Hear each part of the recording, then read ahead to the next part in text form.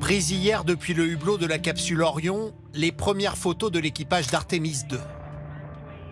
Notre planète baignée de lumière et couverte à ses deux pôles d'une très fine lueur verte, des aurores boréales.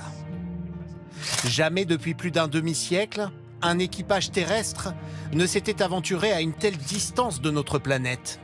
Et jamais aucun équipage n'avait pu rendre compte en temps réel, depuis l'espace, de ce spectacle vertigineux. On a pu voir tout le globe d'un pôle à l'autre. On a pu voir l'Afrique et l'Europe. Et en regardant de plus près, des aurores boréales. C'était le moment le plus spectaculaire.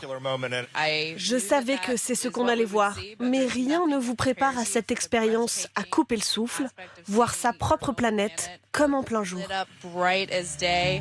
Partis mercredi, les 4 membres de l'équipage d'Artemis 2 ont officiellement quitté l'orbite terrestre et sont désormais plus proches de la Lune que de la Terre, à plus de 230 000 km au-dessus de nos têtes.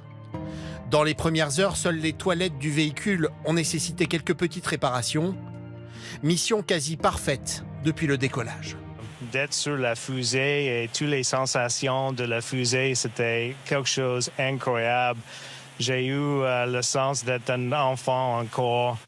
Et comme dans un rêve d'enfant, lundi, les astronautes entreront en orbite autour de la Lune, dont ils devront faire le tour pour reprendre leur élan et retourner sur Terre après 10 jours dans l'espace.